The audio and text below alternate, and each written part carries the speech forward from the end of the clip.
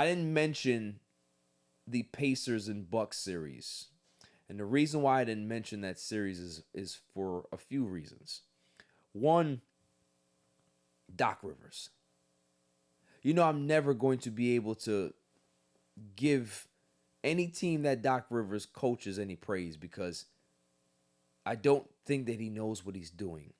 And I think he's one of those people that are he's in a position that's way over his head at this point.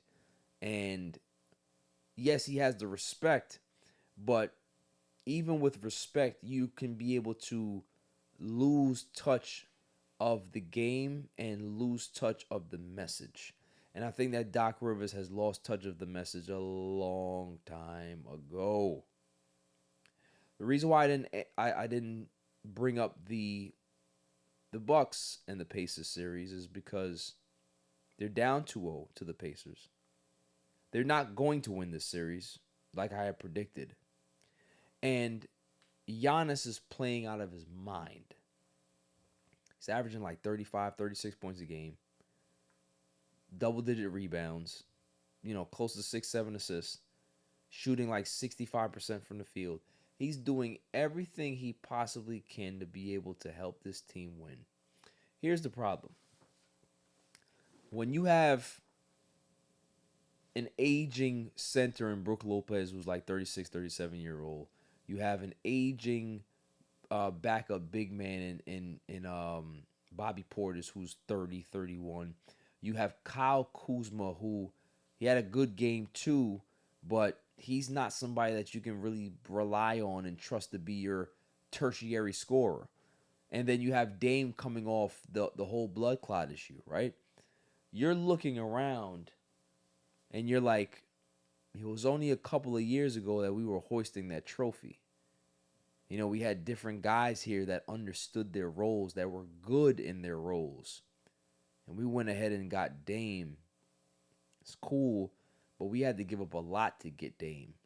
And it's showing in our depth, it's showing in our chemistry, it's showing in our belief system and us thinking or believing that we can be able to win these games. I don't think the Bucks believe that they can be able to win certain games, and when they get down, they kind of get down on themselves.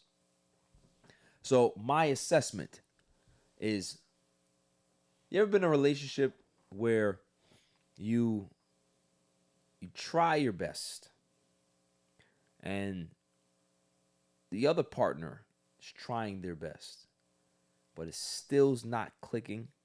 Like, you guys have had so much history together that you believe that that's a good reason to stay with each other because, oh my God, I can't see myself with anybody else. We've gone through so many things. Yet there's nothing there. There's nothing left to achieve. Like, you guys have kind of grown apart. You've gotten as far as you can go. You know what I mean? Like, I don't hate you, you don't hate me, but the ride is over and we're okay, right? We can be friends, huh? But it's over.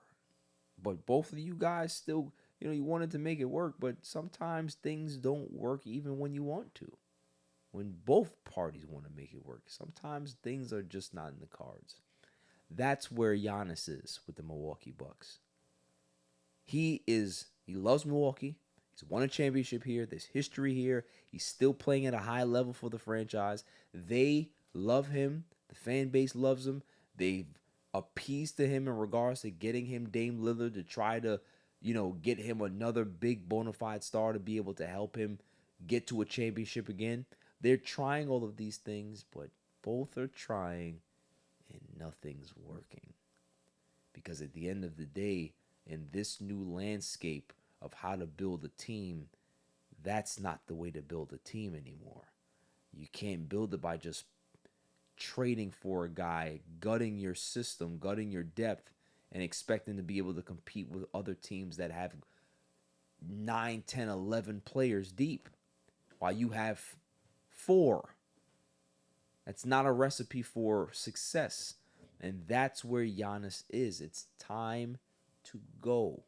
I don't know where he's going to go because It's very hard for any team to say, okay, we want Giannis, but you're going to have to give up so much to have to get him that you're literally going to put him back in the same position that he was with Milwaukee. That's the problem, is that, yeah, you might want to get him, but what do you have to give up to get him? This ain't one of those Luka situations where you can just go get him for some washed up 31-year-old center, right? This is a guy that you're literally going to have to trade 4, 5, 6 players for to just get him and maybe somebody else. So you're losing depth just on the trade alone. Talent-wise, forget about it, right? So there's a lot that goes into trading for a guy like Giannis. But if I'm Giannis, I have to try to see where I can be able to go, because this is getting ridiculous.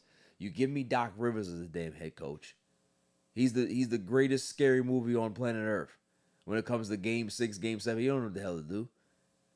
This roster is not good. We've gotten so far. It's over.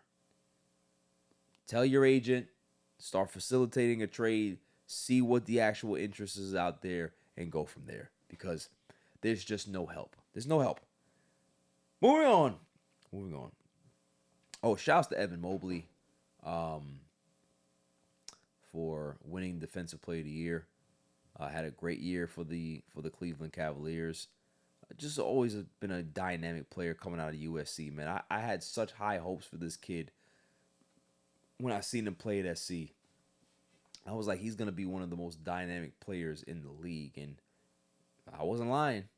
I saw it then. I see it now. He is rangy, be able to block shots. He can hit the outside shot. He's good at rebounding. He's good at getting, having a presence around the rim. Soft touch. There's a lot of things to like about Evan Mobley. And the one thing I love about him as well is that he's a team guy. He's not a big rah-rah guy. Gets his money, does his work. Very lunch pail. So shouts to him for winning Defensive Player of the Year, as long as it's not Draymond Green. Right? As long as Draymond Green don't win it, I don't care. And Rudy Gobert. That bum. Right? Give it to somebody else. So shouts to Evan Mobley for winning that.